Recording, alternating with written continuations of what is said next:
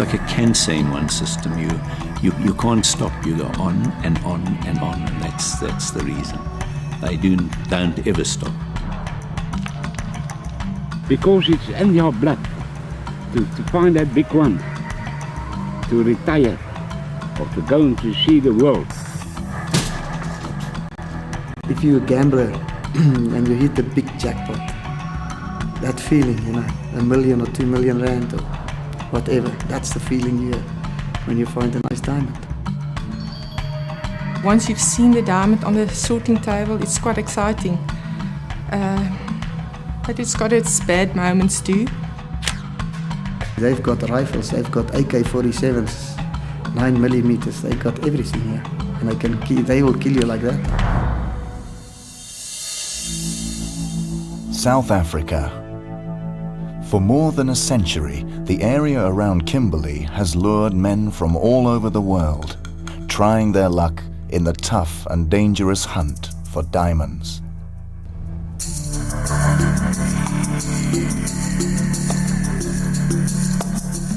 We are on the way to the diggings of a white South African. Jan Lombard has been searching for diamonds all his life. Just a few days ago, he started to dig in this place, hoping this one would turn into a jackpot, because the diamonds are there somewhere under the surface. Millions of years ago, a gigantic 20-kilometer wide river roared through the prehistoric landscape, carrying gravel, sand, and diamonds. Today, the river is much smaller, but somewhere along the run of the old river, the precious stones lay down to rest in deposits of gravel. But where? That is what Jan Lombard and his son Jannie are now trying to find out. It looks good, so I think we might make a test later. Let's go down. Yeah. Okay. After you've taken out this, as you can see, it's got some gravel in here, pebbles in the sand. Yeah. And the top sand over there had no gravel in it, so I think maybe it might be a good idea to go down. If there are diamonds here, they can be hidden anywhere between the surface and down to 10 meters. The diggers are constantly looking out for the layers of gravel that hide the diamonds. And soon, the excavators reveal a promising layer deposited here by the prehistoric river. This came down with the river. As you can see, the pebbles are smooth. Came down, the water polished it. So that's one of the major signs we're looking at. You're not going to work a gravel that's got sharp edges. You see, so you're looking for nice round pebbles, and the bigger the better. The presence of promising gravel makes everybody working on the digging optimistic. If they find diamonds, there is a nice bonus for everyone. The fields belong to a local farmer. He too gets a share of what might come out of the ground. How much, nobody wants to talk about. Indeed, very few people in the diamond business want to talk to strangers at all. You can't go on the street and tell him, listen, yeah, Jannie found a diamond, or Piet found a diamond. The next day, they read it in the paper, or they saw it on television. And then you're in trouble because these guys come at night, or they can come during the day, and they can take everything of you. And there's nothing. It's not worthwhile, to get killed for a couple of carat diamonds, But that can happen. That's why the guys don't want to talk. Now the first samples of gravel are being brought to the sorting plant. The tension is increasing. In 2 hours from now, the first washed gravel will hit the sorting table, giving the first indications whether there are any diamonds at all. A rough estimate says the diggers have to sort 100 tons of material to get 1 carat of diamonds. Today, very few diamonds are picked up by hand, though it can still happen. Usually what we do is when you take a look at the gravel, you want to see some traces like soft yellows or reds. We've got certain signs we look for, certain pebbles. And what you usually do, you come to the side, you break off a piece and you break it open. And one of the diggers about 2 years back, he broke it open, he got a small diamond. You see, it can happen. At this stage of the sorting process, for these workers to actually find a diamond is highly unlikely. However, The diamond business is full of stories of men finding precious stones in the most dramatic ways. Stories of big fortunes being made in desolate deserts and big fortunes lost again. Somebody who knows these stories is Trevor Urey, a diamond dealer in Kimberley. Trevor Urey has spent his entire life with diamonds, both as a digger and now as a prosperous dealer. He has seen men turning into millionaires by hitting that one lucky jackpot. There was 4 young fellows went into the district, and somebody cleared the ground and they found the gravels, and they decided we would fall in there.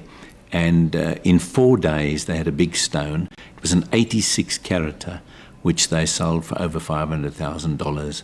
So within 4 days they became rich men. He has also witnessed how luck can change in hours. An old diamond digger finally found the big one. He sold it to Trevor Urey in return for a canvas bag full of cash and went home to celebrate with his young wife. A few hours later, Trevor Urey heard the rumor that the old digger was dead. So I phoned the lady and I said, "Mrs. Klein, I hear some disturbing news." I said, "Is it true?" In the meantime, in the background, there was a big party going on. They were having a wake. So I said to her, "But is it true?" She said, "Yes, sir." She said, "When I got home, my husband took the money out the canvas bag, put it all out on the lounge floor, sat back, gave a big sigh, and I called in the doctor because he just looked terrible. And the doctor pronounced him dead from a big heart attack. And then he just lay dead. So he said, I said, "Now you're a very rich widow." She said, "Yes." So, very sad story. Back at the diggings, the search goes on. For more than 100 years, the South Africans have refined the art of sorting clay, sand, stones, and diamonds. It demands great skill and experience to deal with these enormous amounts of material without throwing the diamonds away. The first step is to mix the material with water. Now all the gravel gets turned around like in a cyclone. What happens is all your heavy stuff goes to the outside and your lighter stuff goes to the inside, where it goes through the hole in the middle and it goes out to the waste. And the waste just runs down into the hole down there. And then on the other side, we've got a small hole that's about 4 inches by 3 inches. And now, after the pans ran for about 2 hours, the concentrate gets packed on the sides. So you open up that hole and you tap all the concentrate into buckets. There is not much glamour about these muddy buckets, but after tons and tons of ground have been washed out, this is where the diamonds are. That is, if there are any diamonds. In a very short time from now, the Lombard family and their workers will know if this digging is worthwhile or a waste of time and money. Fortunes have been lost in man's hunt for diamonds. I've often said, I don't know if gambling, women, or diamond digging, which takes your money the quickest. I'm not quite sure. I've been trying to work it out for many years. I don't know which is the quickest. Diamonds are the hardest crystal ever invented by nature, and very hard to find. Digging for diamonds today means big machinery and a lot of manpower. The days where one man was trying his luck armed with a pick and shovel are almost over. But a few old diggers in the area still hold on to the dream. One of them is Cecil Austin. He is now teaming up with some of the newcomers to the Diamond District. They put up the hard work and the money. He delivers the know-how from a long life of seeking those precious stones. Few times I've sold for 40,000, 30,000, 20,000. But that's not enough. They're looking for that one for 500,000. Fast me. Can't find it. Since the 1870s, the search for diamonds has been going on around Kimberley when the first diamonds were found there. Soon after that, the diggers came from all over the world with diamond fever in their blood. Overnight, whole new towns were built in the middle of nowhere. One of them was Bakerville. The people was coming from all over the world to this place. At one time, there was over 250 250,000 people in this area. Then the diamond rush came to an end. Fewer and fewer diamonds were found, and the diggers left again. Today, Bakerville is no longer on the map, and all there is left are a few scattered ruins and old sorting machines rusting away. However, the long-lost city of Bakerville still attracts a few dreamers who hope they might scrape out of the ground what others left behind. When I moved here, I see everybody's making big bucks. I thought, well, maybe I must give it a shot. So that's why I tried it. Bought the machine. Took me about a month. I'm in business now. They can't afford expensive machinery. They are forced to chase the lucky strike with their bare hands, meaning long hours of hard work. Time is of no essence whatsoever. They will work long, hard hours just to find the diamond. They will work overtime. They'll work all sorts of times just because that elusive big one has crept away and they must find it. So far, the results have been meager. 3 weeks of hard work have brought nothing. But maybe the big one is only a pick in the ground away. The diamond is a funny thing.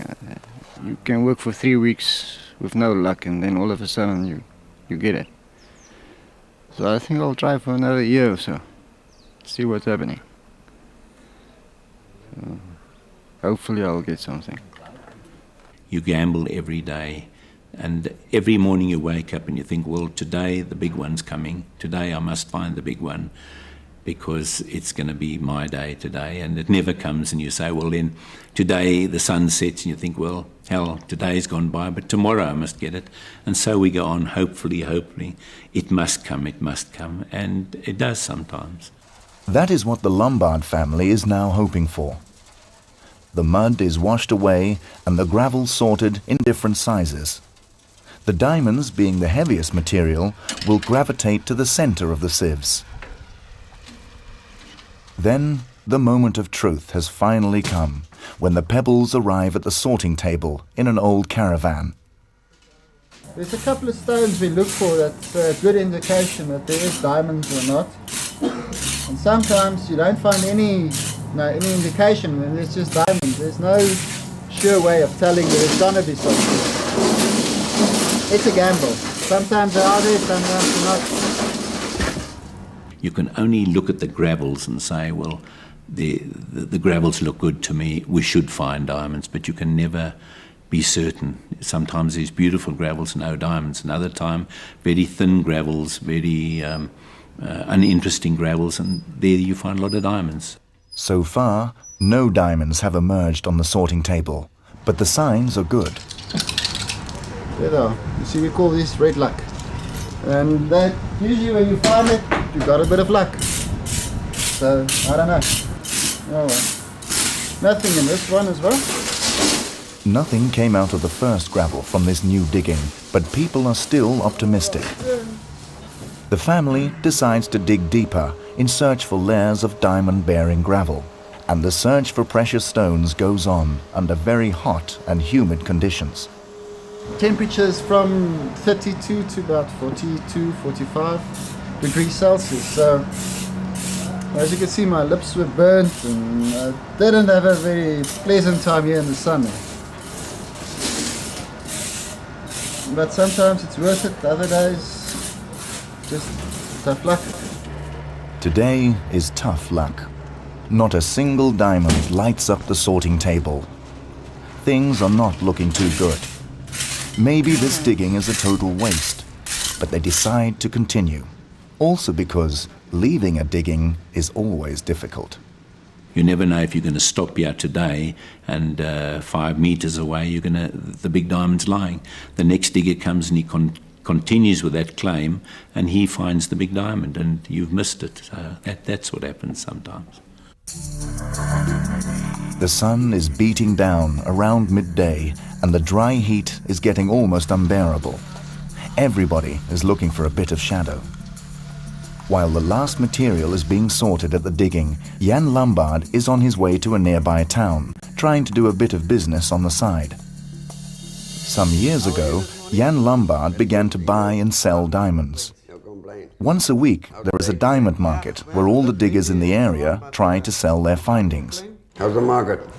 You know, I think it's a bit off this week. I don't know what's wrong, but that's always a trouble. If I came here with diamonds, you could argue to tell me. Yes. What can you do? You know, it's how did it go this week? Not so bad, but also not so good. This message is getting more common in the area. More and more ground has been worked out, leaving fewer and fewer diamonds to be found. It's not like you go and plant some millies and next year you plant the same land and you'll get a big crop, make a lot of money. It's not like that. If it's finished, you know, then you must go and look for somewhere else. Can we have a look at your parcel this week? Okay. Look here.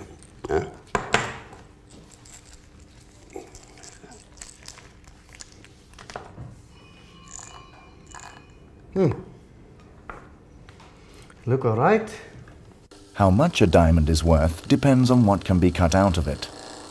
And Jan Lombard is worried that a green-colored diamond is not really green all the way through. Can I call my polisher to just have a look at it? Sure. Frederik, what do you think of this? Will it stay green, or will you have a look at it, please?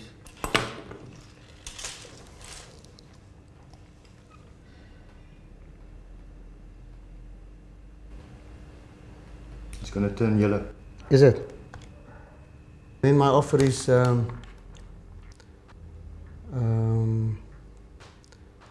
38,700. Nothing more. No, I try. No, this. You know, there's the only good stone is this one and this little one. There's other smalls. You know, we can use this for the Indian market, but okay, if you want to try somebody else, it's all right. Thank you. No deal this time. The diamond cutter works next door.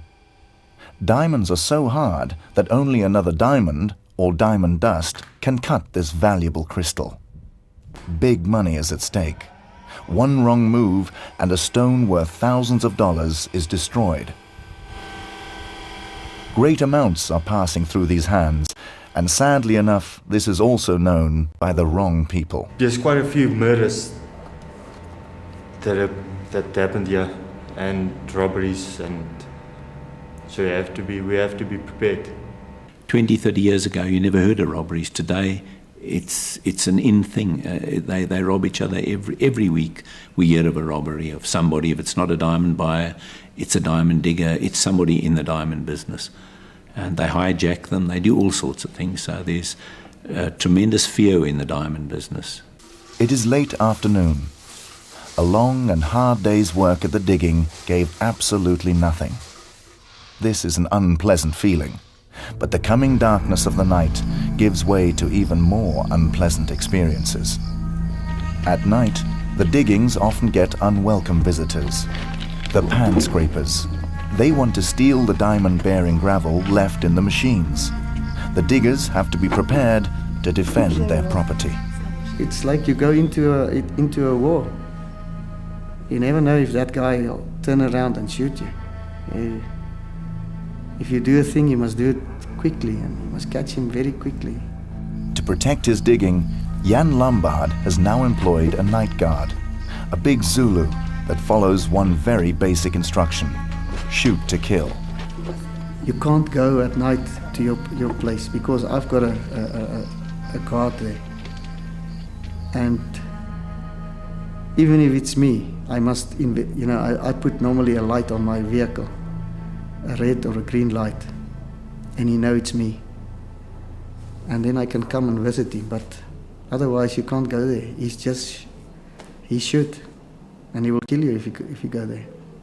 Every night the wives of the diggers wait anxiously for their husbands and sons to return from the diggings. I'm afraid of them being shot. because if you see something, you can prevent it, but they can't see in the dark. And I mean, at night time, they come back with the diamonds. This is the leg of Jan Lombard's partner, Francois van Wyk. He experienced the nightmare. They wait him when he arrived from the digging works in his house, and they just start when he come into his one room, they just open fire and shoot him. When I came at my house, when I opened the door, I saw two blacks waiting for me. And when I opened the door, I immediately started to shoot. And then I tried to escape, but they still keep on shooting. They hit him 7 times. And today he's 30 years old, but he can't actually use his arms anymore. He lost a kidney, piece of his liver. No, he's really badly injured. Today, there's more gangsters around, and they're trying to rob everybody, and everybody's very scared. Everybody's petrified that they're going to be robbed. And as I say, everybody's armed today. It's either with a cell phone, otherwise radio, otherwise handguns, shotguns, rifles, anything. Wherever you go, you see the people are armed. It's not a very pleasant situation. And it goes on and on and on, so we've got to be careful. Despite the dangers, the hunt for the precious stones goes on early the next morning. Maybe for the last time, the big machines try to find the small and elusive gems in the enormous amounts of ground. 2 hours later, the intense search goes on at the sorting table. Is this digging a loser or a winner? You're lucky. Look at that one. There it is. Not a big one, but it is there. Sometimes you even get 3 or 4 in one pan. It can happen. Now they are coming, one after the other.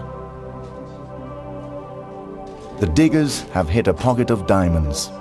Already around midday, they have found a nice collection. Not a fortune, but enough to keep the digging running and optimism high. We get so excited about it. And of course the digger gives a big yell and everybody around says, "Hey, what have you got?" And they all come running from their diggings to have a look at it. And then the rumour spreads around that it's a 15 carat, and everybody says it's a 25 carat, and then the rumour gets around it's a 35 carat. Then the rumours get bigger and bigger and better. And then every buyer phones him and says, "What do you got? Can't I see it? Will you show me the diamond? Can I buy it?" And then everybody gets excited. For more than 100 years, the diamond diggers have hunted all over South Africa, trying desperately to hit that treasure. In the area around Kimberley, much of the ground has now been worked out, so there really is not much future around here. Maybe we must move to somewhere else. We're looking at prospects in North Africa. There is a lot of guys already be there, but it's very risky there too. You know, of the sickness and malaria and the safety. I believe there's a lot of diamonds there too. But there's no roads, there's nothing. You must go there and you must make your own roads and fly in dieseline, and it'll cost you a lot of money to do it, but I think it can be worthwhile. The diggers of South Africa are always prospecting for new places that look promising. Maybe under the next rock, in the next layer of gravel, awaits that big one that everybody is searching for.